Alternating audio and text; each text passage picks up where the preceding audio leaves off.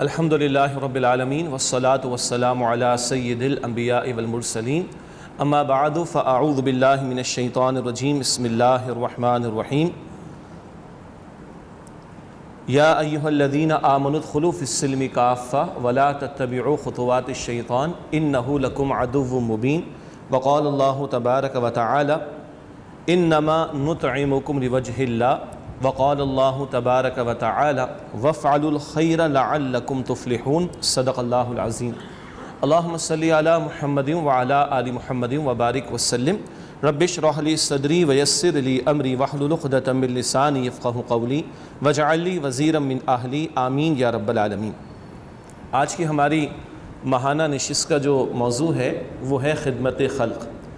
سادہ سا موضوع ہے اور معروف بھی ہے، البتہ اس کے چند پہلوؤں پر انشاءاللہ ہم تفصیل سے کلام کریں گے۔ پہلی بات تو یہ کہ یہ تصور مسلمانوں میں رائج ہو گیا ہے کہ ہمیں بہت سارا خیر اور اچھائی کی باتیں غیر مسلم اقوام اور معاشروں سے سیکھنے کی ضرورت ہے۔ اسی میں زبان زد عام یہ بات دکھائی دیتی ہے کہ سوشل ویلفیئر کا تصور ہو، سروس ٹو ہیومینٹی کا تصور ہو، مخلوق خدا کی خدمت کا معاملہ ہو، تو دیکھو جی ویسٹ میں کیسا زبردست معاملہ ہے اور ہمیں وہاں سے درس لینا چاہیے، وہاں سے سبق لینا چاہیے، وہاں سے سیکھنا چاہیے۔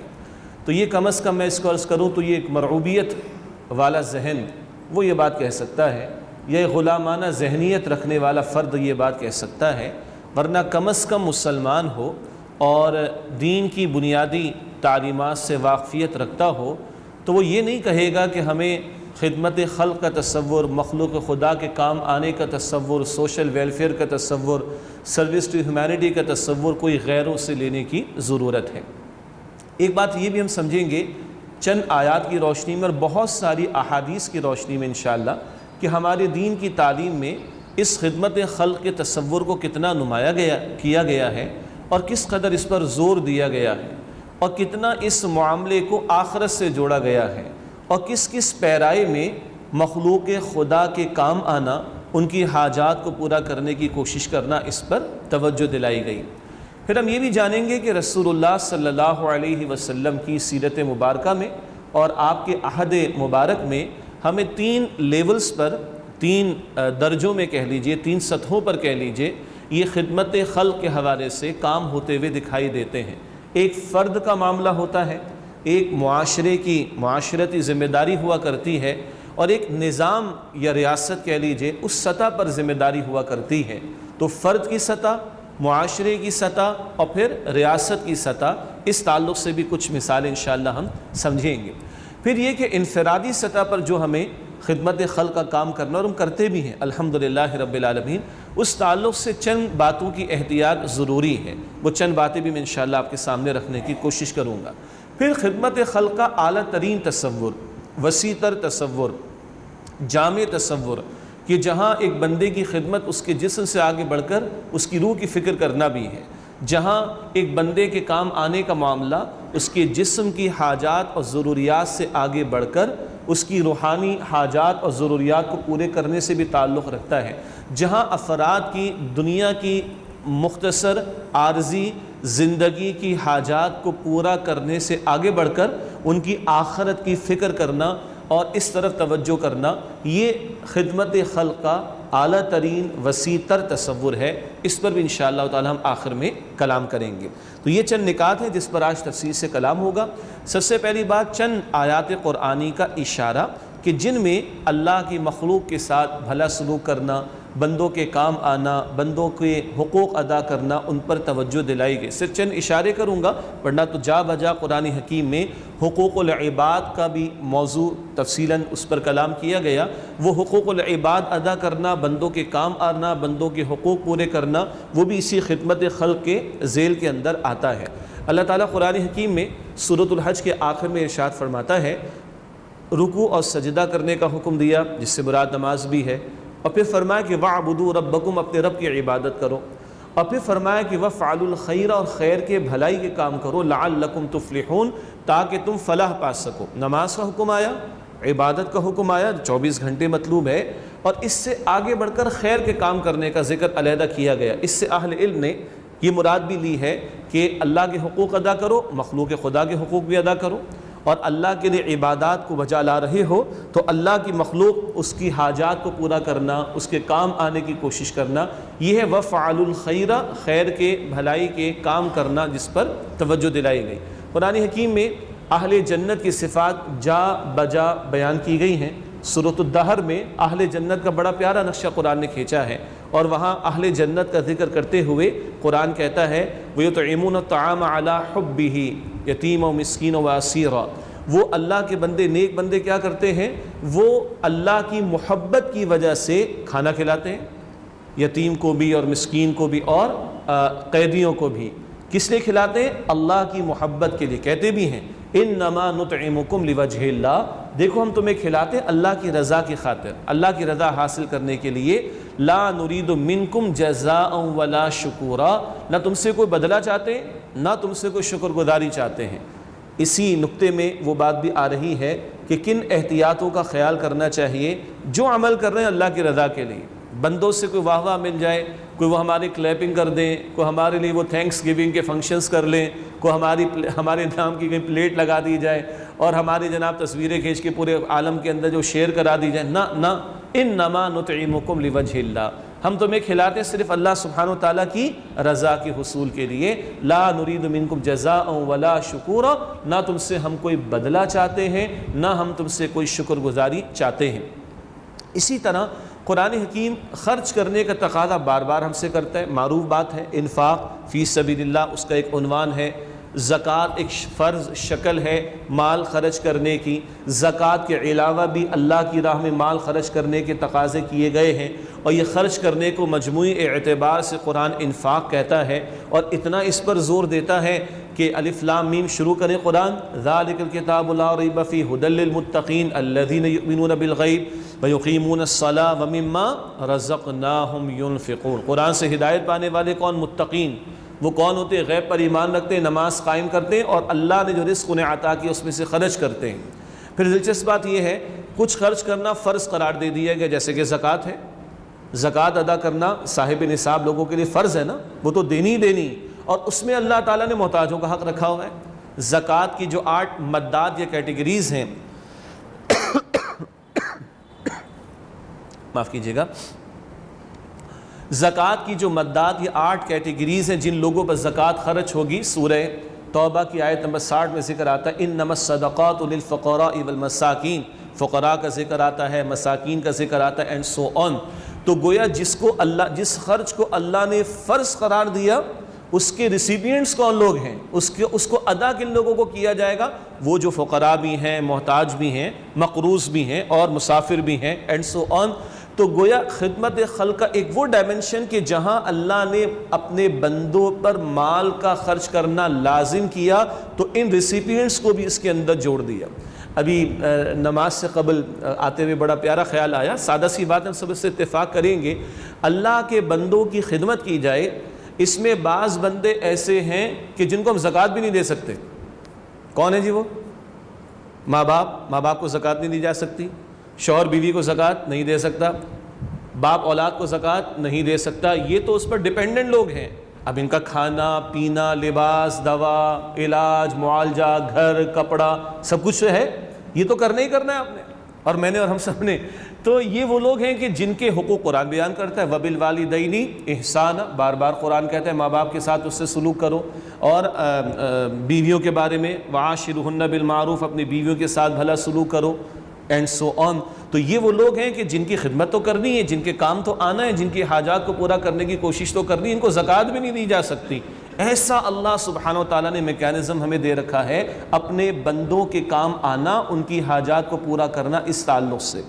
ابھی میں کیونکہ اپنے آپ کو صرف محدود کر رہا ہوں آیات کے حوالے سے، ورنہ ان نقطوں پر بڑی قیمتی احادیث ہم سب کے یقیناً ذہنوں میں ہوں گی، بعد میں کچھ اس کا ذکر کر لیں گے انشاءاللہ تعالیٰ۔ اسی طریقے پر قرآن حکیم یہاں تک لے کر جاتا ہے ایمان والوں کو کہ دوسروں کے کام آنا، دوسروں کی حاجات پوری کرنا، اس میں تمہیں اگر اپنی حاجت کو بھی بھول جانا پڑے تو بھول جایا کرو۔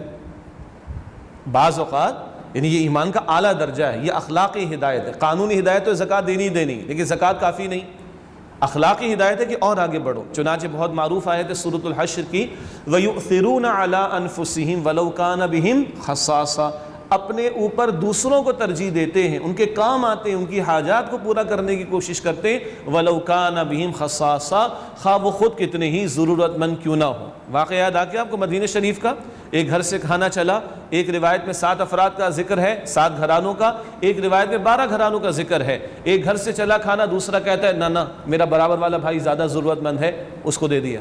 وہ کہتا نہیں میرے برابر والا زیادہ ضرورت ہے، اس کو دے دیا. گھوم کر وہ کھانا اسی گھر میں آ گیا جس گھر سے وہ کھانا چلا تھا. آج یہ بات کتنی عجیب لگ رہی ہے، لیکن ایمان والوں کی یہ شان بھی قرآن بیان کرتا ہے. اور پھر وہ ایک جنگ کا موقع، جب 3 صحابہ تھے اور ان کی شہادت کا موقع قریب آ رہا ہے، ایک میں سے کسی کا رشتہ دار غالباً تھا، وہ پانی پلانے کو پہنچا، پہلے کو دیتا، دوسرا پکارتا رہا آتش مجھے پیاس لگ رہی. اب یہ موقع کوئی آسان موقع ہے؟ جان جانے لگی ہے بندے کی، کس قدر شدید تکلیف کا معاملہ ہے، اور یہ کہتا ہے میرے بھائی کو پلا دو. اللہ اکبر. اس کے پاس وہ پلانے والا پہنچتا ہے، کہتا ہے میرے اس بھائی کو پلا دو، یہ زیادہ ضرورت مند ہے، یہ زیادہ پیاسا ہے. پلانے والا یہاں پہنچتا ہے، اس کی شہادت، لوٹتا ہے دوسرے کی شہادت، لوٹتا ہے پہلے کی شہادت، پانی ویسے ہی رہ گیا، تینوں اللہ کو پیارے ہو گئے. اللہ اکبر کبیرہ. یہ وہ انتہا ہے جو اس خدمت خلق کے تعلق سے قرآن حکیم جس پر ہماری توجہ مبذول کراتا ہے اور اس پر زور دیتا ہے. اور ایک بات جو اشارتاً میں نے کہی تھی، انفاق فی سبیل اللہ کا معاملہ، یہ تو اتنا اہم ہے کہ جا بجا انفاق یعنی اللہ کی راہ میں خرچ کرنے کے تقاضے قرآن نے بیان کیے. حتیٰ کہ قرآن نے یہاں تک کہا، سورہ آل عمران کی آیت نمبر 92 ہے، 4 پارے کے آغاز میں، لن تنالوا البر حتى تنفقوا مما تحبون، تمہاری نیکی کامل نہیں ہو سکتی، تم نیکی کے کمال اور اس کی تکمیل کو نہیں پہنچ سکتے جب تک کہ اس میں سے خرچ نہ کر دو جس سے تمہیں محبت ہے. محبوب ترین شے کو بھی اللہ کی راہ میں خرچ کر دیا جائے تب ایمان کی تکمیل ہوگی. یہ وہ چند آیات میں نے آپ کے سامنے رکھی، باقی صرف ایک اشارہ کر دو، یہ موضوع بہت آسانی سے بڑا وسیع ہو جائے گا. وہ پہلو ہے جس کی طرف اشارہ ہوا، بندوں کے حقوق ادا کرنا. قرآن حکیم والدین کا ذکر کر رہا ہے، بیویوں کے ساتھ اس سے سلوک کا ذکر کر رہا ہے. قرآن حکیم پڑوسیوں کے ساتھ اس سے سلوک کا ذکر کرتا ہے. سورہ نساء کی آیت نمبر 36 میں قرآن رشتہ داروں کا حق ادا کرنے کا حکم دیتا ہے، اور کتنے خوبصورت انداز میں. سورہ بنی اسرائیل کی آیت نمبر 26 میں ہے، بڑا خوبصورت انداز، وَآتِ ذَا الْقُرْبَى حَقَّهُ، اور رشتہ دار کو اس کا حق ادا کرو. کیا مطلب؟ اللہ نے تمہیں زائد دیا، تمہاری حاجت تو پوری ہو گئی. اللہ نے کسی کو زیادہ دیا، اس کا بھی امتحان، کسی کو کم دیا، اس کا بھی امتحان ہے، ساری زندگی امتحان. اب تمہارے پاس جو ہے نا اخلاقی طور پر اس میں دوسرے کا حق رکھا ہوا ہے، یہ تمہارا فرض ہے اخلاقی، اس کو ادا کرو. زکوٰۃ کے علاوہ بات ہو رہی، وہ اخلاقی پہلو ہے. زکوٰۃ کے علاوہ جو ہے وہ اخلاقی پہلو ہے، تقاضا ہے. یہ جو تمہارے پاس زائد ہے اس کو دوسروں کو دو بھائی، اور دے کر کوئی احسان نہ جتانا یا کچھ سمجھنا بیٹھنا میں نے کوئی بڑا کام کیا، نہ. وَآتِ ذَا الْقُرْبَى حَقَّهُ، رشتہ دار کو اس کا حق ادا کرو. گویا تم اپنا فرض ادا کر رہے ہو اور اس کا حق اسے دے رہے ہو. اس میں کمال کی کیا بات ہے، یا کچھ اپنے آپ کو سمجھنے کی کیا بات ہے؟ ہاں اللہ اجر دے گا، اللہ کے وعدے ہیں، مگر یہ تم اس کا حق اپنا فرض ادا کرو، وہ کمال کی بات تھوڑی. سوچئے اگر اس فکر کے ساتھ، اس سوچ کے ساتھ جب بندہ کسی کو دے گا تو کیا وہ احسان جتائے گا، وہ تکبر میں آئے گا؟ نہیں بھائی، میں اپنا فرض، اس کا حق ادا کر رہا ہوں. اللہ اکبر. چنانچہ اللہ کے نیک بندے، ماضی میں ہمارے جو اسلاف گزرے، وہ لوگوں کا شکریہ ادا کرتے، جب کسی کی مدد کرتے، کسی کی ہیلپ کرتے، کسی کو کچھ دیتے اور وہ قبول کرتا تو کہتے بھائی تیرا شکریہ. کتنی عجیب بات ہے. حالانکہ لینے والا شکریہ ادا کرتا ہے عام طور پر، وہ کہتے تیرا شکریہ کہ تو لے رہا ہے. بھائی تم نہ ہو تو یہ فرض کیسے ادا کریں گے؟ تم نہ ہو تو جو اللہ نے ہم پر ذمہ داری ڈالی وہ کیسے ادا کریں گے؟ تو بھائی تمہارا شکریہ کہ تم ہو بھی اور تم قبول بھی کر رہے ہو، تو میں اپنا فرض ادا کر رہا ہوں تاکہ اللہ کے میں کامیاب ہو جاؤں، سرخرو ہو جاؤں، میری جواب دہی مشکل نہ ہو جائے. یہ ہے دین جس نہج پر ہماری تربیت کرتا ہے. آخری جو میں آپ کے سامنے رکھنا چاہوں گا مقام، وہ سورہ البلد ہے، لا اقسم بہذا البلد. اس میں آگے چل کر اللہ تعالیٰ نے بڑا قیمتی ایک منہج اور میتھڈالوجی عطا فرمائی. دیکھیے بلندی پر جانے کے لیے محنت کرنا پڑتی. ماؤنٹ ایوریسٹ پہ کسی کو سر کرنا ہو تو چڑھنے میں مشقت ہے، گرنے میں ہے؟ گرنے میں کوئی مشقت نہیں، ذرا پیر پیچھے ہوگا گر جائے گا، اللہ محفوظ رکھے، لیکن چڑھنے میں مشقت ہے نا.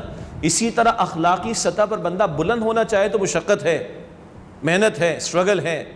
برا بننے میں کوئی محنت ہے؟ کوئی محنت. تو تم اگر کامیاب ہونا چاہتے ہو، قرآن کہتا ہے فَلَقْتَحَمَ الْعَقَبَةَ، ابھی وہ گھاٹی سے گزرا نہیں. یہ بات ذرا سمجھ نہیں آتی، اس کو ہم سمجھ لیں گے، ساتھی اکثر ماشاءاللہ سمجھتے ہیں، لیکن بچوں کو، ینگسٹرز کو سمجھ نہیں آتی کون سی گھاٹی کی بات ہو رہی ہے، ابھی عرض کر دیتے ہیں انشاءاللہ. فَلَقْتَحَمَ الْعَقَبَةَ، وہ بھی عقبہ سے گھاٹی سے گزرا نہیں. وَمَا أَدْرَاكَ مَا الْعَقَبَةُ، تمہیں کیا پتا وہ عقبہ، وہ گھاٹی کیا ہے؟ یعنی پہاڑوں میں، وادیوں میں دشوار جو راستہ ہوتا ہے، تنگ جو راستہ ہوتا ہے، اس سے گزرنے میں مشقت اٹھانا پڑتی ہے، اس کی توجہ دلائی جا رہی ہے. مگر بات پہاڑی یا اس کی وادی کی نہیں ہو رہی، بات ہو رہی ہے اخلاقی سطح پر بلند ہونے کی. وَمَا أَدْرَاكَ مَا الْعَقَبَةُ، اور تمہیں کیا پتا وہ عقبہ کیا ہے؟ فَكُّ رَقَبَةٍ، گردن کا آزاد کرانا. او اطعام فی یوم ذی مسغبہ یتیما ذا مقربہ او مسکینا ذا متربہ، کھانا کھلانا مشکل کے دن میں اس یتیم کو جو رشتہ دار ہے اور اس مسکین کو جو خاک نشین محتاج ہے. جب تک یہ نہ کرو تم گھاٹی سے گزر نہیں سکتے. کیا مطلب؟ اگر اخلاقی بلندی چاہتے ہو، کوئی مقام چاہتے ہو اللہ کی نگاہوں میں، تو تمہیں مشقتوں سے گزرنا پڑے گا. اور مشقتوں سے گزرنے کا یہاں مفہوم گردن کا آزاد کرانا، مال خرچ ہوگا، یتیم کو کھلانا مال خرچ ہوگا، مسکین کو کھلانا مال خرچ ہوگا. یہ گردن کا آزاد کرانا، مال کا خرچ ہونا، یہ کھانا کھلانا، مال خرچ ہونا، یہ کرو گے تو تم اخلاقی سطح پر دشوار راستے سے گزر کر بلندی پا سکو گے. اس سے کم پر تمہاری اخلاقی سطح پر بلندی ہو جائے، یہ ممکنات میں سے نہیں ہے. یہ چند آیات کریمہ قرآن حکیم سے، ویسے تو بہت ساری ہیں لیکن چند کا میں نے آپ کے سامنے ذکر کیا. کس کس انداز سے پیرائے میں قرآن حکیم مخلوق خدا کی خدمت، بندوں کے کام آنا، ان کی حاجات کو پورا کرنے کی کوشش کرنا، اس کی ترغیب دلاتا ہے، خرچ کرنے کی ترغیب دلاتا ہے، حسن سلوک کی ترغیب دلاتا ہے، حقوق العباد ادا کرنے کی ترغیب دلاتا ہے، مال کے خرچ کرنے کی ترغیب دلاتا ہے. حتیٰ کہ کچھ مال فرض قرار دیتا ہے، جیسے کہ زکوٰۃ خرچ کرنے میں وہ ریسیپینٹس بھی وہ ہوں گے جو محتاج ہوں گے، مسکین ہوں گے. اور کچھ کی ذمہ داری ہم پر قرار دیتا ہے، جیسے کہ ماں باپ کا ذکر ہوا، اولاد کا ذکر ہوا اور بیوی کا ذکر ہوا شوہر کے لیے، اینڈ سو آن. اب آئیے، بہت ساری، چند نہیں، بہت ساری احادیث کریمہ نبی اکرم صلی اللہ علیہ وآلہ وسلم کی میں آپ کے سامنے رکھوں، اور اس بات کا جواب کہ یہ جو ہمارا ایک مرعوب ذہن ہوتا ہے اور ایک غلامانہ ذہنیت ہوتی ہے کہ صاحب دیکھیے بل گیٹس کو دیکھیے، مدر ٹریسا کو دیکھیے، اور فلاں کو دیکھیے اور ان کو دیکھیے، اور وہ فیس بک والا نام ہے اس کا مس کر رہا ہوں، اس کو دیکھیے. وہ اللہ کے بندو کیوں اتنے غلام بن چکے ہو، یا کیوں ہم اتنے غلام بن چکے ہیں، کیوں اتنے مرعوب ہو چکے ہیں کہ جو ہمارے رب کی تعلیم ہے، ہمارے پیغمبر کی تعلیم ہے، ہمارے دین کی تعلیم ہے، ہم اتنے محتاج ہو گئے کہ وہ بھی اب دوسروں سے سیکھنا چاہیں گے، معاذ اللہ، استغفر اللہ. آئیے اللہ کے پیغمبر سے پوچھے صلی اللہ علیہ وسلم. حضور علیہ السلام کی بہت معروف حدیث بخاری شریف میں آپ صلی اللہ علیہ وسلم نے فرمایا، مسلمان کا بھائی ہے، اور نہ وہ اس پر ظلم کرے، نہ کسی ظالم کے حوالے کرے کہ وہ اس پر ظلم کرے، نہ خود ظلم کرے اس پر اپنے بھائی پر، نہ کسی کے حوالے کرے کہ وہ اس پر ظلم کرے. اور آپ صلی اللہ علیہ وسلم نے فرمایا کہ جب تک ایک مسلمان اپنے بھائی کی حاجت کو پورا کرنے میں لگا رہے گا، تب تک اللہ سبحانہ و تعالیٰ اس بندے کی حاجت کو پورا کرنے میں لگا رہے گا. اندازہ کیجئے آپ سب، اگر ہم چاہتے ہیں کہ اللہ ہمارے کاموں کو سمیٹ لے، اللہ ہمارے کاموں کے لیے کافی ہو جائے، تو دوسروں کے کام سنبھالنا شروع کر دیں. جب تک بندہ اپنے بھائی کی حاجت کو پورا کرنے میں لگا رہے گا، تب تک اللہ سبحانہ و تعالیٰ اپنے اس بندے کی حاجت کو پورا کرنے میں لگا رہے گا. آگے اسی حدیث میں ہے، آپ صلی اللہ علیہ وسلم نے فرمایا، جو آج کسی کی تکلیف کو دور کرے، دنیا کی تکلیف ہے نا، پریشانی ہے، تکلیف ہے، مشکل ہے، جو آج کسی کی تکلیف کو دور کرے، کل اللہ قیامت کی تکالیف میں سے اس کی کسی تکلیف کو دور کر دے.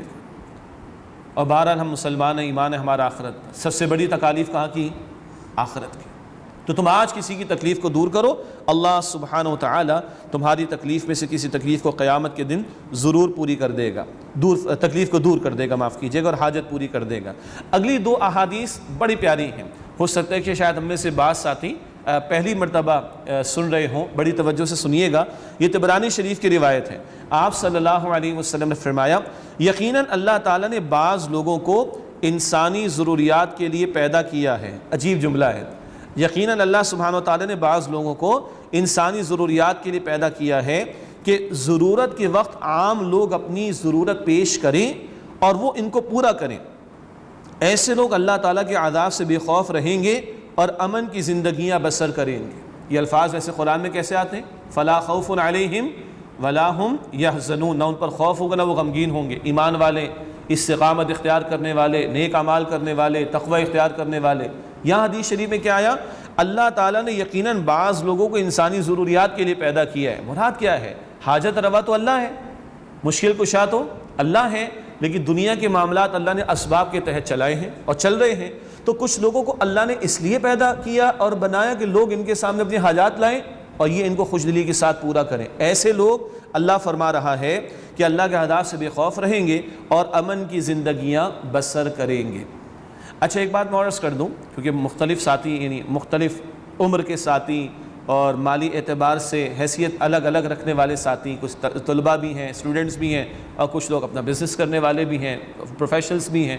یہاں جو بات ہو رہی ہے خدمت خلق کی، اس میں صرف مال خرچ کرنا ہی شامل نہیں، دوسروں کی خدمت بہت سارے اعتبارات سے ہو سکتی ہے۔ ایک دو مثالیں ابھی آگے آ بھی جائیں گی، اس کے ذیل میں انشاءاللہ کچھ مثالیں میں آپ کے سامنے اور عرض کر دوں گا۔ اگلی حدیث میں اسی تسلسل میں ہے، آپ صلی اللہ علیہ وسلم نے فرمایا، طبرانی شریف کی یہ بھی روایت ہے، بہت سی قوموں کو اللہ تعالیٰ بڑی بڑی نعمتیں اس لیے مرحمت فرماتا ہے کہ وہ لوگوں کی خدمت کریں۔ بہت سی قوموں کو، لوگوں کو اللہ نعمتیں اس لیے دیتا ہے کہ وہ لوگوں کی خدمت کریں اور ان کی ضرورتیں پوری کریں، وہ لوگوں کی خدمت کریں اور ان کی ضرورتوں کو پورا کریں، خوشی سے کام انجام دیتے رہیں گے، بلکہ آپ صلی اللہ علیہ وسلم نے فرمایا خوشی سے کام انجام دیتے رہیں، نہ اس سے اکتائیں اور نہ گھبرائیں۔ کیا فرمایا؟ اللہ تعالیٰ نے بڑی بڑی نعمتیں کچھ لوگوں کو اس لیے عطا فرمائیں کہ وہ لوگوں کی خدمت کریں اور ان کی ضرورتیں پوری کریں، خوشی سے کام انجام دیتے رہیں، اس سے نہ اکتائیں نہ گھبرائیں۔ اور جب وہ لوگ خدمت خلق سے تنگ ہو کر اکتا جائیں گے تو اللہ تعالیٰ بھی ان نعمتوں کو ان سے چھین کر دوسروں کے حوالے کر دے گا۔ یہ بہت قیمتی بات ہے۔ تو اللہ نے تمہیں دیا، لگاتے رہو، خرچ کرتے رہو، اللہ دیتا رہے گا دیتا رہے گا دیتا رہے گا۔ جیسے حدیث میں آتا ہے، بخاری شریف کی روایت، ہر دن دو فرشتے نازل ہوتے ہیں، ایک دعا کرتا ہے اللہ جو خرچ کر رہا ہے تو اس کو اور دے، اللہ جو خرچ کر رہا ہے تو اس کو اور دے، اللہ جو لگا رہا ہے تو اس کو اور دے، اور دوسرا کہتا ہے اللہ جو روک رہا ہے اس کو تباہ کر دے، جو بچا بچا کر رکھ رہا ہے اس کو تباہ کر دے۔ ہاں، اپنی حاجات کے لیے کچھ بچا کر رکھنا اس کی ممانعت نہیں، مگر اللہ نے دیا ہے، وسعت موجود ہے، اور مخلوق خدا پر بندہ خدمت ان کی کرنا اور ان پہ خرچ کرنا، اس سے جان چھڑانا چاہ رہا ہے، یہ خطرناک بات ہے۔ تو فرمایا کہ اگر یہ اکتا جائیں گے تو اللہ تعالیٰ بھی ان کو ان سے نعمتیں لے کر کسی اور کے حوالے کر دے گا۔ ایک اور بڑی دلچسپ حدیث ہے بخاری شریف کی، اس سے ایک اور گوشہ کھلتا ہے کہ خدمت خلق کے کیا کیا اور گوشے ہو سکتے ہیں۔ فرمایا آپ صلی اللہ علیہ وسلم نے، ہر مسلمان پر صدقہ ضروری ہے، ہر مسلمان پر صدقہ ضروری ہے۔ عرض کی گئی کہ اللہ کے رسول اگر ایک بندہ کچھ نہ پائے تو فرمایا کہ وہ اپنے ہاتھ سے کام کر کے اپنی ذات کو نفع پہنچائے اور صدقہ کرے۔ یہ بڑا دلچسپ نکتہ ہے، ہاتھ سے کام کر کے اپنی ذات کو نفع پہنچائے اور صدقہ کرے۔ یہ ذات کو نفع پہنچانے سے مراد ایک حدیث میں آتا ہے، وہ جو ماں باپ کا ذکر آیا تھا اور بیوی کا ذکر آیا تھا، اب وہ حدیث یہاں پیش کر رہا ہوں۔ جامع ترمذی میں حدیث ہے، حضور علیہ السلام نے فرمایا وہ لقمہ جو تم ماں باپ کو کھلاتے ہو صدقہ ہے، ثواب کا کام، وہ لقمہ جو بیوی کو کھلاتے ہو صدقہ ہے، ثواب کا کام، وہ لقمہ جو اولاد کو کھلاتے ہو صدقہ ہے، ثواب کا کام، وہ مال جو اس لیے کماتے ہو کہ دوسروں سے مانگنا نہ پڑے، یہ بھی صدقہ ہے، ثواب کا کام۔ تو نفس کا بھی حق ادا کرنا ہے، حدیث شریف ہے نا، اس کا پس منظر تو طویل ہے، لنفسک علیک حق، تمہارے نفس کا بھی تم پر حق ہے، اس کو ادا کیا کرو۔ تو حضور نے فرمایا کہ ہر آدمی میں صدقہ کرنا لازم ہے۔ عرض کی اللہ کے پیغمبر اگر بندے کے پاس کچھ نہ ہو تو فرمایا کہ وہ اپنے ہاتھ سے کام کر کے اپنی ذات کو نفع پہنچائے اور صدقہ کرے۔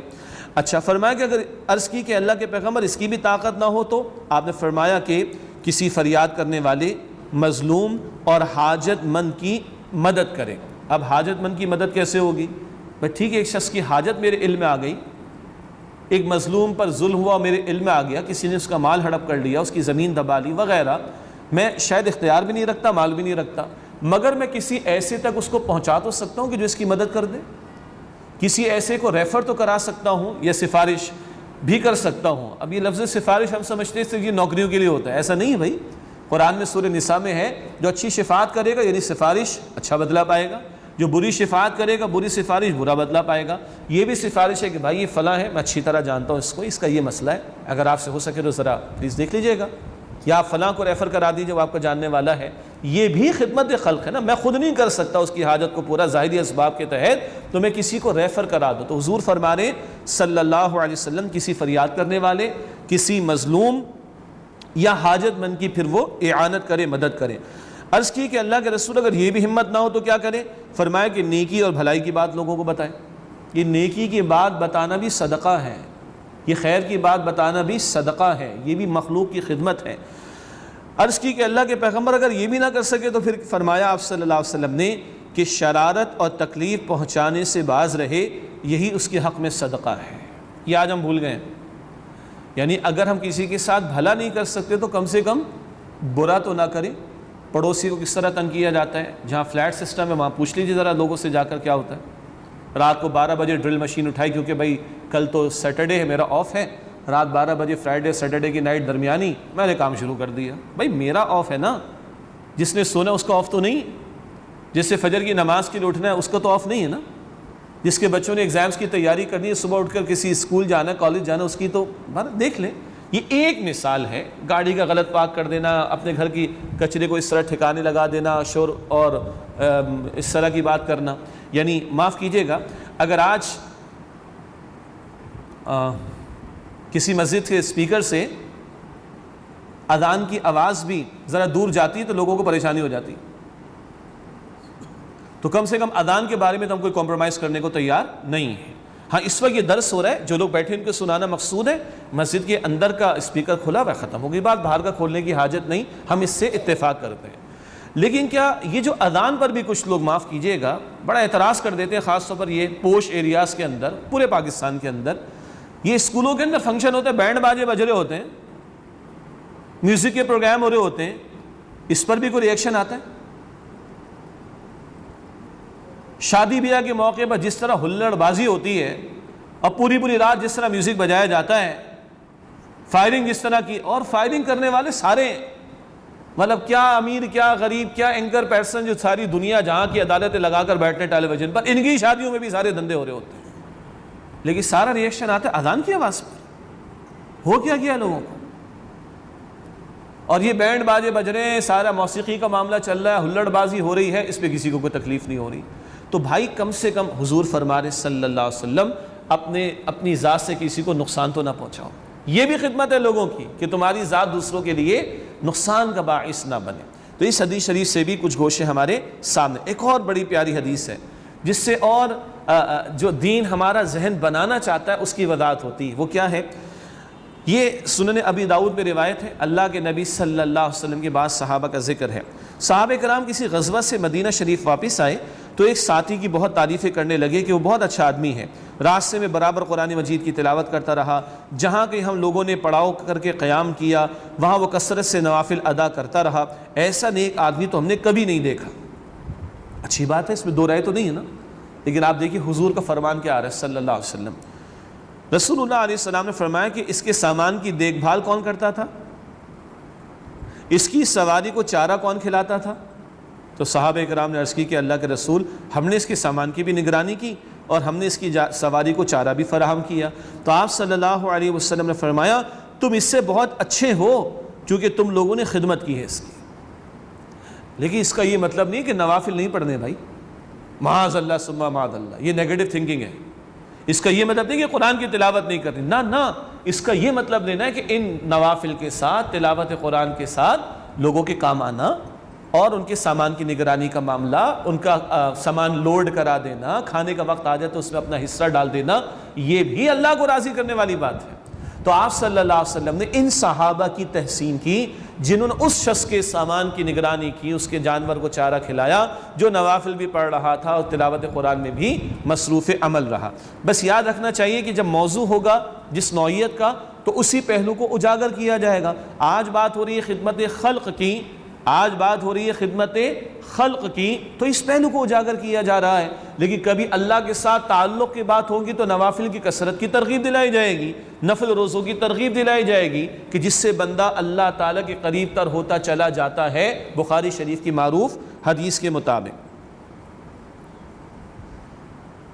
اللہ کے پیغمبر علیہ الصلوۃ والسلام نے یہ بھی فرمایا، طبرانی شریف کی یہ بھی روایت ہے، سب اعمال سے بہتر عمل یہ ہے کہ کسی مسلمان کو خوش کرو، سبحان اللہ، خوش کرو۔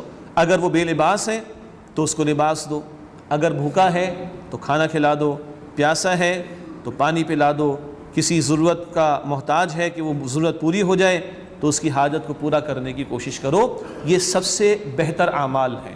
اور آپ کو وہ حدیث بھی میں عرض کر دوں، ابھی آپ کے ذہن میں آ گئی ہوگی، وہ صحیح مسلم شریف کی روایت، اللہ کے پیغمبر صلی اللہ علیہ وسلم نے فرمایا، قیامت کا دن ہوگا، اللہ فرمائے گا، اے میرے بندے، میں بھوکا تھا تو نے مجھے کھلایا نہیں، میں پیاسا تھا تو نے مجھے پلایا نہیں، میں بے لباس تھا تو نے مجھے لباس نہ دیا، اے میرے بندے میں بیمار تھا تو نے میری عیادت نہیں کی۔ عجیب لگ رہا ہے نا؟ تو بندہ بھی کہے گا، یا اللہ تو تو رب العالمین ہے، یہ بھوک اور پیاس، لباس اور بیماری سے تیرا کیا واسطہ؟ اللہ فرمائے گا، میرا فلاں بندہ بھوکا تھا، میرا فلاں بندہ پیاسا تھا، میرا فلاں بندہ بے لباس تھا، میرا فلاں بندہ بیمار تھا، اگر تو نے اسے کھلایا ہوتا، اگر تو نے اسے پلایا ہوتا، اگر تو نے اس کو لباس دیا ہوتا، اگر تو نے اس کی عیادت کی ہوتی تو تو مجھے پا لیتا، تو مجھے پا لیتا۔ یہ اللہ کی رضا کے حصول والے اعمال ہیں، کھلانا، پلانا، عیادت کرنا، لباس فراہم کرنا یا اور حاجات کو پورا کرنے کی کوشش کرنا۔ جی، ایک اور روایت ہے، یہ بھی بڑی قیمتی ہے، جس سے خدمت خلق کے اور گوشے ہمارے سامنے کھلتے ہیں۔ حضور علیہ السلام نے فرمایا، مسلم شریف کی روایت ہے کہ ایک شخص کسی وقت سفر میں تھا، اس نے راستے میں ایک کانٹے والی شاخ کو دیکھا تو اس نے کہا کہ اللہ کی قسم، میں مسلمانوں کو تکلیف سے بچانے کے لیے اسے ضرور ہٹا دوں گا۔ اللہ کے رسول علیہ السلام فرما رہے ہیں، یہ شخص جنت میں داخل کر دیا گیا، یہ شخص جنت میں داخل کر دیا گیا۔ آپ مجھے بتائیے، اس سے اوپر کوئی خدمت خلق کا تصور ہے کہ جس کو جنت سے جوڑا جا رہا ہے، اللہ کی رضا سے جوڑا جا رہا ہے؟ کس قدر ہماری، میں پھر وہ بات عرض کرنے پر مجبور ہوں کہ آج غلامانہ ذہنیت و مروب ذہن ہے کہ ہم یہ تصورات بھی دوسروں سے سیکھنا چاہتے ہیں۔ ان غریبوں کے یہ تصورات ٹھیک ہوں گے، دنیا تک بہت اچھے ہیں، ہم تو آگے کی سوچتے ہیں، ہمارا ویژن تو بہت اونچا ہے، یہ تو اللہ کو راضی کرنے والے اعمال، یہ تو اللہ کی جنت میں داخلے دلانے والے اعمال ہیں۔ اللہ کے پیغمبر فرما رہے صلی اللہ علیہ وسلم، ایک اور حدیث بہت معروف ہے، بہقی شریف میں ہے، آپ صلی اللہ علیہ وسلم نے فرمایا، ساری مخلوق اللہ کا کنبہ ہے، فیملی، اللہ اکبر، ساری مخلوق اللہ کا کنبہ ہے، اور اللہ کو سب سے زیادہ پسند وہ ہے جو اللہ کے کنبے کے ساتھ بھلا سلوک کرنے والا ہو، جو اللہ کے کنبے کو سب سے زیادہ نفع پہنچانے والا ہو۔ اسی طرح آپ صلی اللہ علیہ وسلم نے فرمایا، خیر الناس من ينفع الناس، لوگوں میں بہتر کون ہے؟ جو لوگوں کو نفع پہنچانے والا ہو۔ لوگوں میں بہتر کون ہے؟ جو لوگوں کو نفع پہنچانے والا ہو۔ آپ نے فرمایا صلی اللہ علیہ وسلم کہ جو شخص کسی بیوہ اور مسکین کی خدمت میں لگا ہوا ہے، وہ اس شخص کی طرح ہے جو روزانہ رات کو نوافل ادا کرتا ہو اور ہمیشہ دن میں روزے رکھتا ہو۔ یہ بخاری شریف کی روایت۔ جو کسی بیوہ اور مسکین کی مدد میں لگا ہوا ہے، وہ اس شخص کی طرح ہے جو روزانہ رات کو نوافل ادا کرتا ہو اور ہمیشہ دن میں روزے رکھتا ہو۔ اسی طرح آپ صلی اللہ علیہ وسلم نے فرمایا، یہ بخاری شریف کی مشہور روایت ہے کہ میں اور یتیم کی کفالت کرنے والا جنت میں ساتھ ہوں گے۔ اور حضور نے اپنا ہاتھ بلند کیا، بیان کرنے والا تو اپنا ہاتھ دکھاتا ہے نا بھائی، صحابہ نے یہ ادب بھی ہمیں سکھایا، پہلے بیان ہو چکی یہ بات۔ اللہ کے رسول نے اپنا مبارک ہاتھ اور اس کی مبارک انگلی شہادت والی اور اس کی برابر والی انگلی ملا کر دکھائی آپ صلی اللہ علیہ وسلم نے کہ میں اور یتیم کی کفالت کرنے والا اس طرح جنت میں ساتھ ہوں گے۔ یہ چند بلکہ کئی احادیث میں نے آپ کے سامنے رکھی، حالانکہ سلسلہ آگے جو میں نے کچھ نوٹس اپنے سامنے رکھے ہوئے ہیں کچھ کتابوں سے، بہت زیادہ اور احادیث بھی ہیں، لیکن اس سے ہمیں اندازہ ہوتا ہے کہ کس قدر وسعت کے ساتھ اور تفصیل کے ساتھ اللہ کے پیغمبر علیہ الصلاۃ والسلام نے باتیں ہمیں تعلیم فرمائیں۔ اب آئیے ایک نگاہ ڈالیں خود اللہ کے پیغمبر علیہ الصلاۃ والسلام کی حیات طیبہ پر۔ آپ کے جد امجد ہاشم جو تھے وہ حجاج کو کھلایا کرتے تھے، اور روٹی جو ہے وہ سالن کے اندر توڑ کر چورا کر کے کھلایا کرتے تھے۔ آپ کا جو خاندان قریش کی شاخ ہاشم بنو ہاشم تھی، وہ حجاج کو کھلاتے تھے، پلاتے تھے، ان کی کفالت کرتے تھے، ان کی حاجات کو پورا کرتے تھے۔ اور ہم حضور علیہ السلام کی 40 برس کی زندگی کو دیکھیں جس کے کم ہی واقعات سیرت کی کتابوں میں ہمیں ملتے ہیں، تو آپ صلی اللہ علیہ وسلم اللہ کی مخلوق کے ساتھ اس سے سلوک کرتے ہوئے دکھائی دیتے، خواہ وہ حلف الفضول کا واقعہ ہو کہ چند مظلوموں کی مدد اور اعانت کرنے کا معاہدہ ہوا، حضور اس میں شامل تھے صلی اللہ علیہ وسلم۔ 35 برس کے ہوئے خانہ کعبہ کی از سر نو تعمیر ہو رہی تھی اور حجر اسود کو نصب کرنے کا موقع آیا، حضور علیہ السلام پر اتفاق ہوا، آپ نے فیصلہ فرمایا۔ آپ تجارت کرتے تھے، 25 برس کی عمر آپ کی تھی، آپ کا نکاح ہوا بی بی خدیجہ سے رضی اللہ تعالی عنہا، پھر ان کا بہت بڑا سرمایہ، حضور علیہ السلام تجارت کرتے تھے اس کے ذریعے، اور اکثر جو مال آتا وہ خدمت خلق پر خرچ ہوتا، اور کئی سیرت نگاروں نے جو چند واقعات لکھے ان میں یہ بھی ہیں، کبھی کسی بیوہ کی خدمت، کبھی کسی بوڑھے کی خدمت، کبھی ایک گلی میں جائیں، کسی محلے میں جائیں، بچے دوڑتے ہوئے آئے اور حضور ان میں چند چیزیں تقسیم کر دیا کریں صلی اللہ علیہ وآلہ وسلم۔ یہ مستقل عمل 40 برس تک ہمیں حضور علیہ السلام کی حیات طیبہ میں دکھائی دیتا ہے۔ اگلی بات میں نے عرض کرنا چاہی تھی کہ وہ میں چاہتا ہوں پہلے عرض کر دوں پھر آگے بڑھیں گے، یہ جو ہمیں بندوں پر خرچ کرنا ہے یا ان کے کام آنا ہے، ان کی مدد کرنی ہے، اس میں چند پہلوؤں کا خیال رکھنا اور احتیاط بہت ضروری ہے۔ اہم ترین بات، کسی قسم کی میں کسی کی مدد کر رہا ہوں، فزیکلی ہے، فائنینشلی ہے، یا کسی کو ریفر کرنے والی بات ہے، لوجہ اللہ کے لیے، اللہ کے لیے، صرف اور صرف اللہ کے لیے، بار بار اپنی نیتوں کا جائزہ لینے کی ضرورت ہے۔ بڑا مسئلہ ہے بھائی اس میں، اللہ میری اور آپ کی حفاظت فرمائے۔ اور یہ دکھاوا کیا ہے؟ شرک ہے۔ من تصدق یرائی فقط اشرکا، جس نے دکھاوے کے لیے صدقہ دیا وہ شرک کر چکا۔ تو بار بار اپنی نیتوں کا جائزہ۔ کئی مرتبہ خدمت خلق کے کاموں میں مال خرچ ہوتا ہے، ہر مرتبہ نہیں، کئی مرتبہ مال خرچ ہوتا ہے۔ ایک اصولی بات، یہ حلال کا مال ہونا چاہیے۔ مال حرام جو ہے وہ انگارے جہنم کے، حرام سے پلا ہوا جسم جہنم کا مستحق ہے، حضور کی حدیث ہے مسلم شریف میں، اور آپ نے فرمایا کہ حرام سے کیا ہوا صدقہ وہ اللہ کے قبول نہیں ہوتا۔ تو حلال سے ہو چاہے کم ہو، کسی کے حالات بدل دینا ہمارا فرض تھوڑی ہے، ہماری ذمہ داری تھوڑی ہے، وہ تو اللہ ہی بدلے گا۔ ہم اپنے طور پر جو جائز طریقے پر کر سکتے ہیں وہ کام کیا جائے۔ تیسری بات ہے کہ یہ جتایا نہ جائے، اگر ماضی میں کسی کی مدد کی تو احسان نہ جتائیں اور جتانے کی کوشش نہ کریں، جیسے قرآن کہتا ہے لا تبطلوا صدقاتکم بالمن والاذی، تکلیف پہنچا کر، احسان جتا کر اپنے صدقات کو ضائع نہ کرنا۔ اور چوتھی بات اس میں یہ ہے کہ کوئی ایسے طریقے اختیار نہ کیے جائیں، خاص طور پر یہ فنڈ ریزنگ کے جو معاملات ہوتے ہیں، کوئی ایسے طریقے اختیار نہ کیے جائیں جو شرعی طور پر جائز نہ ہو۔ بھائی فلاں مظلوموں کی مدد کرنی ہے، سیلاب زدگان کی مدد کرنی ہے، برما والوں کی، بالکل کرنی چاہیے، کوئی دو رائے نہیں۔ لیکن جناب کانسرٹ کرایا جا رہا ہے، ناچنے کودنے والے گویے اور خواتین بلائی جا رہی ہیں، رقص سرور کی محفلیں سجائی جا رہی ہیں، اللہ کے 10 احکامات توڑے جا رہے ہیں جب نے فنڈ ریز کیا اتنے ملین کا۔ نہ جی نہ، حلال ذرائع اختیار کیے جائیں گے، حرام ذرائع اختیار کرنے کی اجازت نہیں ہے، ناجائز ذرائع اختیار کرنے کی اجازت نہیں ہے۔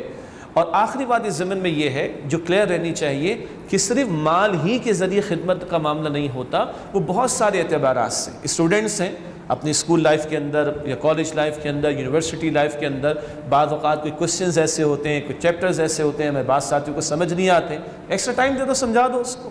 ہاں ایگزام میں نہیں سمجھانا ہے، وہ تو ہر ایک نے اپنا پیپر دینا ہے، یہ تو لائٹر سائڈ پہ بات ہے۔ یہ نہیں کہ وہاں پہ کوئی خدمت خلق کرنے بیٹھ جائے، ایگزامینیشن ہال میں تو خدمت خلق نہیں کی جائے گی، یہ ادروائز بات کی جا رہی۔ اسی طرح محلے کے بچے ہیں، کچھ ہم ذرا سینئر ہیں، وہ کچھ بچے سینئر ہیں ان لوگوں سے، تو کچھ چیز ایسی میتھس کے اندر ہو گیا، کسی اور سبجیکٹ کے اندر ہو گیا، وقت دے کر سمجھا دیا ان کو۔ اسی طریقے پر بعض لوگوں کی حاجات لوگوں کے علم میں آ جاتی ہیں، لیکن کچھ لوگ ہوتے ہیں جن کو اللہ نے وسائل دیے، تو اگر ہم ٹارگٹ کر کے ان کا ذہن میں رکھیں کہ ہاں یہ ایسے لوگ ہیں تو لوگوں کو ریفر کرایا جا سکتا ہے۔ اس میں میرا مال نہیں لگ رہا لیکن میں نے ان کو ریفر کر دیا یہاں پر۔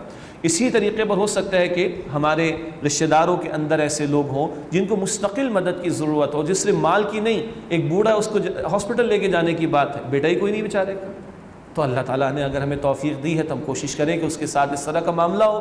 اگر گاڑی اللہ تعالیٰ نے دی ہے، وہ ڈرائیور ہمیں دے رکھی ہے، پرووائڈ کر دی جائے۔ تو یہ وہ کام ہے کہ جس میں مال کم لگ رہا ہوتا ہے، کبھی نہیں لگ رہا ہوتا۔ اس طرح کے بہت سارے گوشے ہو سکتے ہیں، خاندان کے اندر ہو سکتے ہیں، محلے کے اندر ہو سکتے ہیں۔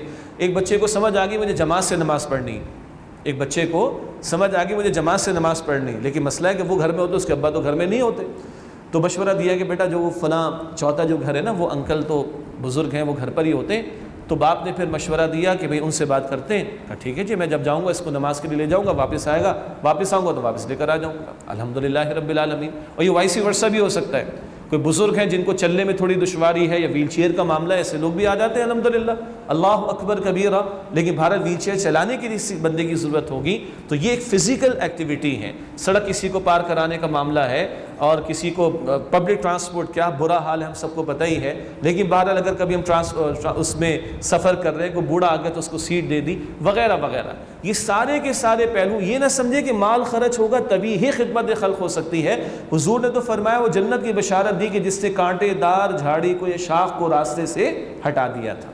اب آئیے وہ 3 درجات، یہ 3 لیولز جس پر حضور علیہ السلام کے عہد میں یہ خدمت خلق کا کام ہمیں ہوتا ہوا دکھائی دیتا ہے. ایک انفرادی سطح پر، وہ 40 برس سے پہلے بھی ہے، 40 برس تک بھی دکھائی دے گا، وہ اس کے بعد حضور میں بھی علیہ السلام اور صحابہ کرام میں بھی دکھائی دے گا. اور مکی صورتوں میں جو بھی آیات کا ذکر کیا گیا، بھوکوں کو کھانا کھلانا، قیدیوں کو نجات دلانا اور مسکین کی مدد کرنا، تو یہ تو قرآن نازل ہونا شروع ہو گیا نا، مکی دور ہے. یہ صفات صحابہ کرام کی بیان ہو رہی ہے رضی اللہ تعالی عنہم اجمعین. پہلا لیول ہے انفرادی سطح کا، میں صاحب نصاب ہوں، مجھے زکوٰۃ دینی، لیکن زکوٰۃ کافی نہیں، میں اشارہ کر رہا تھا. اب حدیث پیش کیے دیتا ہوں. حضور علیہ السلام نے فرمایا کہ ان فی المال لحق سوی الزکاۃ، بے شک مال میں زکوٰۃ کے علاوہ بھی حصہ مقرر ہے.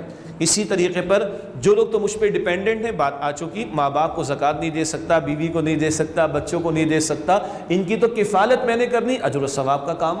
پھر اس سے زائد میرے پڑوسی ہوں گے، میرے رشتہ دار ہوں گے. دین اس کی ترغیب دلاتا ہے. وہ شخص مومن نہیں ہے، وہ شخص مومن نہیں ہے جو پیٹ بھر کے سو جائے، پڑوسی بھوکا رہ جائے. اتنا توجہ دلائی کہ چلو تم کو پھل لے کر آئے ہو تو اپنے پڑوس میں بھجوا دو، اگر زیادہ نہیں تو چھل کے ایسے نہ باہر ڈالو کہ اس کے بچے دیکھیں تو ان کو احساس کمتری کا شکار ہونا پڑ جائے. اتنا دین ان باتوں کو ہمیں سمجھاتا ہے. یہ ہے فرد کی سطح پر.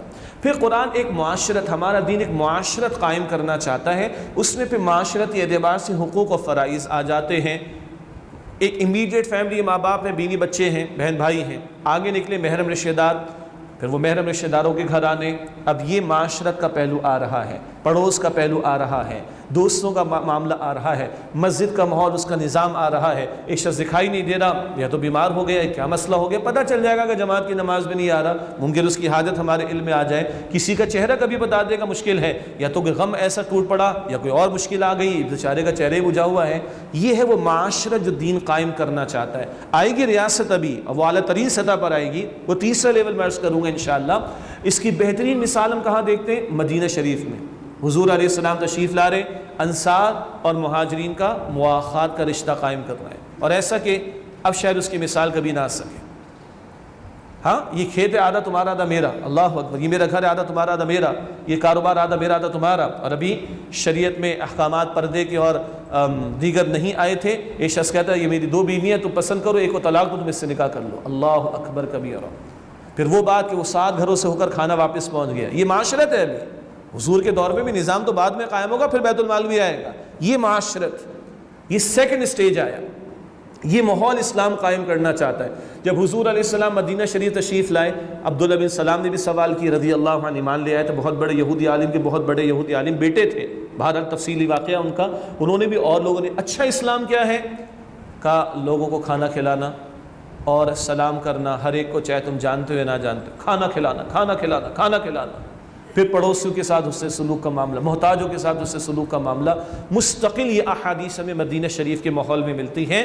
یہ ہے معاشرے کی سطح. انتہائی ادب سے عرض کروں، اس وقت تو خیر ہمارے ظاہری معاشی حالات بہت زیادہ دگرگوں ہیں، یعنی مشکلات میں ہیں. مسجد میں لوگ سوال کرتے ہیں، بھائی نہیں کرنا چاہیے، بالکل ٹھیک ہے. جھاڑ بھی دیتے ہیں لوگ، یہ درست نہیں. پیار سے سمجھا دیں، محبت سے سمجھا دیں. لیکن ہمیں بھی غور کرنا چاہیے کہ آج یہ معاشرت ہم قائم نہیں کر سکے ہیں. ایک طرف پانی کی طرح بلکہ اس سے بھی زیادہ تیزی کے ساتھ پیسہ بہایا جاتا ہے، اور دوسری طرف لوگ خودکشیاں کر رہے ہوتے ہیں. ایسے ماحول میں کسی نے اپنی عزت نفس کا سودا کر ہی ڈالا، اور بھرے مجمع میں اللہ کے گھر میں کھڑے ہو کر مانگ رہا ہے. میں سمجھتا ہوں ہم سب بھی اجتماعی طور پر مجرم ہیں. یہ کھڑا کیوں ہو گیا اس معاشرے کے اندر؟ آج اجتماعی طور پر یہ جرم ہے ہمارا. غصہ تو بڑا تھا، اللہ کے گھر میں مانگ رہے ہیں، شرم نہیں آتی اس کو، جھاڑتے ہیں لوگ اس طریقے پر. لیکن کبھی تنہائی میں بیٹھ کے سوچی، موقع آنا چاہیے تھا. اس کا کوئی رشتہ دار تو ہوگا، کوئی پڑوسی تو ہوگا، کوئی ساتھی تو ہوگا، کوئی دوست تو ہوگا، یہ کھڑا کیوں ہو گیا؟ کیا یہ ہمارا اجتماعی جرم نہیں؟ کارپوریٹ سیکٹر میں بڑا سمجھ آتا ہے، میں سوشل رسپانسبلٹی آف بزنس ہے نا جی، سوشل رسپانسبل، بڑا اس پہ مارکیٹنگ، اس میں بھی نفس آڑے آتا ہے، اس میں بھی مادہ پرستی ہے تاکہ ہمارا امیج معاشرے کے اندر بہتر ہو اور ہمیں اور بزنس ملے۔ اللہ اکبر کبیرہ، گڑبڑ یہ آتی ساری، الہیت اخلاص نظر نہیں آتا۔ تو بھارت دین تو یہ ہماری رسپانسبلٹی قرار دیتا ہے، یہ ہے جو معاشرت کی سطح پر ہو۔ ہاں ایک شہروں کا معاملہ آئے گا، پوری ریاست کا معاملہ آئے گا، تو پھر وہ مقام بھی آتا ہے جو حضور نے بھی کر کے دکھایا صلی اللہ علیہ وسلم، اور بالفعل ایک نظام قائم کر کے دکھایا۔ اللہ کے دین کا غلبہ ہوتا ہے، بعد میں بیت المال کا نظام دکھائی دیتا ہے، پھر بیوائیں ہیں، یتیم ہیں، ان کی کفالت ہو رہی ہے، جن کے رشتہ دار ان کی ہیلپ نہیں کر پائیں گے، وہ خود بیچارے محتاج ہیں یا معاشی اعتبار سے کمزور ہیں۔ اب جو معاش کی محنت میں پیچھے رہ گئے معذورین ہوں گے اور دیگر مسائل کا شکار ہوں گے، اسٹیٹ کفالت کرے گی، بیت المال کا نظام ہوگا، وہاں زکوٰۃ بھی آ رہی ہوگی، وہاں عشر بھی آ رہا ہوگا، خاص طور پر ہمارے ملک کے اعتبار سے جو کہ نہیں ہے نظام ابھی۔ پھر مال غنیمت ہے، مال فے ہے، نفلی صدقات ہیں، وہ ہے ریاست کی سطح کا معاملہ جہاں مسلمان ہی کیا غیر مسلموں کی کفالت بھی ہو رہی ہوگی۔ یہ 3 درجات ہیں جو ہمیں حضور علیہ السلام کی حیات طیبہ میں دکھائی دیتے ہیں۔ اب آخری 2 باتیں مجھے آپ کے سامنے عرض کرنی ہیں، وہ باتیں وہ فرائض کے اعتبار سے تو بیان کرتے ہیں، دعوت دین اور اقامت دین کی جد و جہد، مگر آج خدمت خلق کے موضوع کے تعلق سے اس پر تھوڑی سی بات کرنی، ورنہ دعوت دین کا فریضہ اور نفاذ دین کی جد و جہد کا فریضہ مستقل ہماری نشستوں میں ہم بیان کرتے ہیں، یہ ہماری دینی ذمہ داریاں ہیں، مگر آج خدمت خلق کے تصور کے تسلسل میں اب آئیے ان دونوں ذمہ داریوں کو سمجھیں۔ بھوکوں کو کھانا کھلانا، پیاسوں کو پانی پلانا، بیمار کی عیادت کرنا اور بے لباس کو لباس دینا خدمت خلق ہے، بالکل کرنا ہے۔ کسی کے سر پہ چھت نہیں تو چھت فراہم کرنا، اور کوئی ضرورت ہے تو پورا کرنا، بالکل یہ کرنے کا کام، اس پہ 2 رائے نہیں۔ لیکن یہ شخص آج قبر میں چلا گیا، کیا اس کا بھوک کا مسئلہ ہے، پیاس کا مسئلہ ہے، لباس کا مسئلہ ہے، چھت کا مسئلہ ہے، بجلی کا مسئلہ ہے، گیس کا مسئلہ ہے، کیا مسئلہ ہے؟ یہاں تو سوال ہے تیرا رب کون ہے، تیرا دین کیا، تیرے نبی کون ہے علیہ السلام۔ اس سے کل قیامت کے میں اور آپ نے ہم سب نے قیامت میں کھڑا ہو، یہ ہے سب سے بڑا مسئلہ۔ اور پیغمبر آئے ہیں اس کام کے لیے بھی، وہ اللہ کی ہدایت لے کر آئے بندوں کے لیے، اور حضور علیہ السلام 40 سال تک کرتے ہیں یہ کام، اور 40 سال کے بعد تو تجارت بھی ختم ہو گئی۔ پھر کیا ہوا؟ قولوا لا الہ الا اللہ تفلحوا، لوگو کہو اللہ کے سوا کوئی معبود نہیں، تم فلاح پا جاؤ گے، تم کامیاب ہو جاؤ گے۔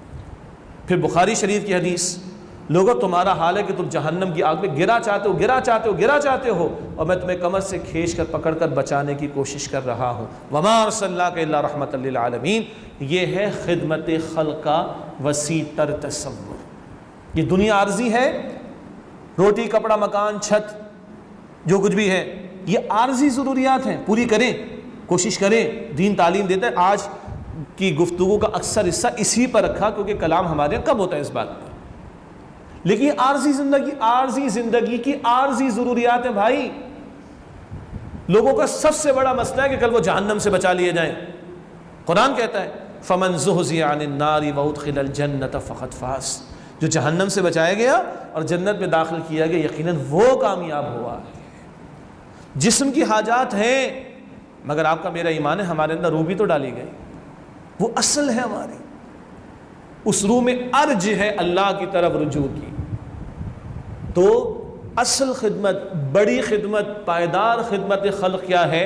بندوں کو اللہ سے جوڑنا، بندوں کو ہدایت کی طرف بلانا، بندوں کو اللہ کی طرف بلانا، بندوں کو آخرت کا فکر مند بنانا، بندوں کو جہنم سے بچانے کی فکر و کوشش کرنا۔ آپ دیکھیے کتنی عجیب بات قرآن میں آتی، پورے قرآن میں کہیں لکھا ہے اولاد کے لیے گھر بناؤ، کپڑے بناؤ، بیمار ہو جائے تو علاج کراؤ، کہیں نہیں لکھا، مگر کریں اجر ملے گا انشاءاللہ، بات ہو چکی۔ ہاں یہ لکھا ہے قرآن میں، سورہ تحریم کی آیت نمبر 6، یا ایھا الذین آمنوا قوا انفسکم واہلیکم نارا، اے ایمان والو اپنے آپ کو، اپنے اہل، اپنے گھر والوں کو جہنم کی آگ سے بچاؤ۔ یہ لکھا تھا قرآن. کیوں؟ عظیم اکثر اس کو فراموش کرتی ہے، نظر انداز کرتی. یہ ہے پائیدار ترین خدمت خلق. ہاں یہ کام کرنا دعوت دین کا، باقی دعوت دین کا فریضہ اس کی تفصیل میں نہیں جا رہا، وہ باتیں ہو چکی ہیں. بشارت کیا ہے؟ وہ باتیں ہو چکی ہیں اور ہوتی رہیں گی انشاءاللہ. آج تم اس کو خدمت خلق سے جوڑ رہے ہیں. یہ کام بھی یاد رکھیے، بہت بڑا کام ہے، اس کے لیے بڑا حوصلہ چاہیے. اور سچی بات ہے، اگر میں لوگوں کی دنیا کی عارضی زندگی کی چھوٹی چھوٹی حاجات کو فیل نہیں کر سکتا، محسوس نہیں کر سکتا، اور اپنے طور پر کچھ کر نہیں سکتا ان کے لیے، تو میں ان کی آخرت کی اتنی بڑی اور سب سے بڑی حاجت کو کیسے فیل کروں گا؟ کیسے لگاؤں گا اپنے آپ کو اس کو پورا کرنے کے لیے؟ تو یہ بھی کرنے والا کام ہے، حضور نے کر کے دکھایا ہے، 40 سال تک بھی کر کے دکھایا، پھر انفرادی سطح پر بھی کر کے دکھایا ہے. اجتماعی محنت نظام کے لیے لگی، وہ عرض کر رہا ہوں آخری بات انشاءاللہ. تو دعوت دین کا تقاضا، یہ تو فرض ہے ہمارا امتی ہونے کے ناطے، بارہا کلام ہوا.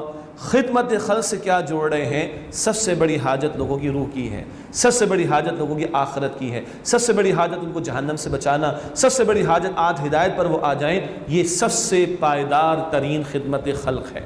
اور سنیے نا، جو اللہ یہ پوچھے گا، حدیث آئی تھی نا، میں بھوکا تھا، پیاسا تھا، بے لباس تھا، بیمار تھا، کیا وہ اللہ نہیں پوچھ سکتا کہ مجھے ہدایت چاہیے تھی، تو نے مجھے ہدایت نہ دی؟ سمجھ چکے نا حدیث؟ وہ میرا بندہ بھوکا پیاسا بے لباس بیمار تھا، تو نے کھلایا پلایا ہوتا، لباس دیا ہوتا، اس کی عیادت کی ہوتی تو مجھے پاتا. اللہ پوچھ سکتا ہے، کیونکہ جسم سے زیادہ روح کی حاجت ہے، دنیا سے بڑھ کر آخرت کی حاجتیں ہیں.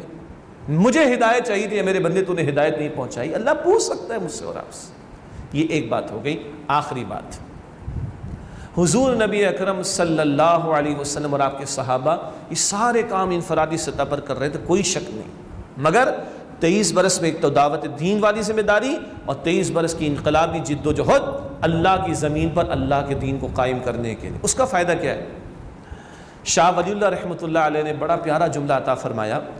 فرماتے ہیں کہ دیکھو، اگر ایک دولت کی غیر منصفانہ تقسیم ہو، ان ایکویٹیبل ڈسٹریبیوشن آف ویلتھ کہہ لیں، اور اگر ظالمانہ نظام قائم ہو، تو امیر اپنی امیری کے اندر مدہوش ہو کر آخرت کو بھلائے گا، دنیا میں ظلم کرے گا. اور غریب غریب تر ہوگا، یہ تو پرانے جملے ہیں نا ہمارے، غریب غریب تر ہوگا اور وہ جانوروں کی طرح بیچارہ زندگی گزارے گا. کھانے کی بیچارے کو فکر ہوگی، آج صبح کھایا شام کی فکر ہے، اسی میں بیچارہ ختم ہو جائے گا. دونوں کی آخرت برباد ہو رہی ہے. اور ایک عادلانہ نظام اگر قائم ہو تو ایک عظیم اکثریت جو جانوروں کی سطح پر زندگی بسر کرتی ہے، اس کو جینے کا حق ملتا ہے. میں دل سے عرض کروں، میرے بچے گھر پہ کھانا کھا چکے ہوں گے اس وقت، موسٹ پرابلی ان کا پیٹ بھرا ہوا ہے، اس لیے میں بڑے آرام سے بیٹھ کر آپ کے سامنے تقریر کر رہا ہوں. اور میرا خیال ہے ہم سب کا پیٹ بھرا ہوا ہے الحمدللہ، ہمارے گھر والوں کا پیٹ بھرا ہوا ہے، ہم بڑے آرام سے بیٹھ کر یہ دین کی بات سن رہے ہیں. مجھے بتائیے کہ جس ظالم وڈیرے نے کسی کی بیٹی کو اغوا کر رکھا ہے، وہ نارمل لائف زندگی گزار سکتا ہے؟ جن ظالموں نے لوگوں کو اپنی پرسنل جیلوں کے اندر ڈالا ہوا ہے، ان کے گھرانے والے نارمل زندگی بسر کر سکتے ہیں؟ جس ظالمانہ نظام نے لوگوں کو خودکشیوں پر مجبور کیا ہوا ہے، جن گھرانوں میں سیلری آتی ہے تو 10 کے بعد ٹینشن شروع ہو جاتی اور 20 کے بعد بیچارے پریشان ہونا شروع ہو جاتے ہیں، کیا وہ نارمل لائف گزار سکتے ہیں؟ وہ یہ درس آرام سے سن سکتے ہیں؟ تو اب پائیدار ترین خدمت خلق کا کلائمیکس کیا ہے؟ ایک عادلانہ نظام کا قیام اور ظالمانہ نظام کا خاتمہ، تاکہ بندوں کو جینے کا حق ملے گا تو وہ اللہ کو بھی یاد رکھ سکیں گے. ورنہ بھوک تو کفر پہ لے جاتی. حضور نے فرمایا کاد الفقر ان یکون کفرا، قریب ہے کہ یہ فقر، یہ تنگدستی، یہ بھوک انسان کو کفر کی طرف لے جائے. اس کو جینے کا حق ملے گا تو وہ آخرت کی فکر بھی کرے گا، اللہ سے لو لگائے گا، اللہ کو راضی کرنے کی کوشش کرے گا. یہ ہے پائیدار ترین خدمت خلق. اور یہی انقلابی مشن تھا حضور علیہ السلام کا، لیظہرہ علی الدین کلی، اللہ کی زمین پر کل نظام زندگی پر اللہ کے دین کو غالب اور قائم کر دیں، اور بالفعل حضور نے کر کے دکھایا۔ یہ تفصیلات مستقل ہمارے دروس میں آتی رہتی ہیں، اور جب یہ دین غالب اور قائم ہو گیا پھر کیا ہوا؟ اس کی برکات ہم دیکھتے سیدنا عمر فاروق رضی اللہ تعالیٰ عنہ کے دور میں بیت المال کا بھی تصور موجود ہے، اور اب اجتماعی سطح پر کفالت ہو رہی ہے۔ انفرادی بھی ہوگا، میرے پاس سے میں خرچ کروں گا، اپنے رشتہ داروں پر خرچ کروں گا، اپنے پڑوسی پر، پھر بھی معاشرے میں جو لوگ رہ جائیں گے اسٹیٹ کفالت کرے گی ان کی۔ اور پھر سیدنا عمر بن عبدالعزیز رحمۃ اللہ علیہ کا دور آتا ہے، آج تو وہ خواب لگ رہا ہے، مارکیٹس میں لکھ کر لگا دیا گیا، اعلان کر دیا گیا، او بھائی کسی کو زکوٰۃ چاہیے تو آ جائے بیت المال سے لے لے۔ اللہ اکبر کبیرہ، یہ برکت اللہ دنیا میں بھی دے گا۔ قرآن کہتا ہے وَلَوْ أَنَّهُمْ أَقَامُوا التَّوْرَاةَ وَالْإِنْجِيلَ لَأَكَلُوا مِنْ فَوْقِهِمْ وَمِنْ تَحْتِ أَرْجُلِهِمْ، اگر اللہ کے یہ لوگ تورات اور انجیل کو قائم کرتے، یہ تو بنی اسرائیل کے لیے ہوا، آج قرآن ویلڈ کتاب، اگر یہ تورات اور انجیل کو قائم کرتے، اب مراد قرآن قائم کرنا، تو اپنے اوپر سے بھی کھاتے، اپنے نیچے سے بھی کھاتے، اللہ ادھر بھی برکتیں عطا کرے گا، اور پھر آخرت کی بھی فکر لوگ کر سکیں گے۔ میں اللہ سے دعا کرتا ہوں کہ اللہ تعالیٰ مجھے بھی توفیق دے، خدمت خلق کے امور کے حوالے سے آپ کو بھی توفیق دے، اور جو حاجات ہم دوسروں کی پورا کر سکتے ہیں، پورا کرانے کی کوشش کر سکتے ہیں، ریفر کرا سکتے ہیں، موقع ہاتھ سے ضائع نہ ہونے دیں، چاہے وہ تکلیف دہ چیز کو ہٹانے والی بات ہی کیوں نہ ہو، اور پھر اس سے آگے بڑھ کر اللہ کے بندوں کو اللہ سے جوڑنا، خود بھی جڑے، آخرت کی فکر کریں، دوسروں کو بھی جوڑے، یہ پائیدار ترین خدمت خلق ہے۔ اور اعلیٰ ترین اس کا کلائمیکس کیا ہے؟ ایک عادلانہ نظام کے قیام کی جد و جہد، جس سے بہت بڑے پیمانے پر مخلوق خدا کا فائدہ بھی ہوگا، کفالت بھی ہوگی، ان کو اللہ سے لو لگانے کا موقع بھی ملے گا۔ پھر سوچئے کتنا بڑا صدقہ جاریہ وجود میں آئے گا۔ آج ہم کسی کو اولاد کو نیک بنائیں تو صدقہ جاریہ ہے نا جی، کچھ لوگوں کو سکھا دیں تو صدقہ جاریہ ہے نا جی۔ جب ایک نظام کی سطح پر دین غالب ہو جائے اور لاکھوں کروڑوں کو دین پر عمل کرنے کا موقع ملے، تو جن جن کا حصہ ڈلا ہوگا ان کے لیے صدقہ جاریہ کا کتنا بڑا موقع ہے اور کتنی بڑی انویسٹمنٹ ہوگی۔ اللہ تعالی ہمیں یقین عطا فرمائے اور عمل کی توفیق عطا فرمائے۔ وآخر دعوانا ان الحمد للہ رب العالمین۔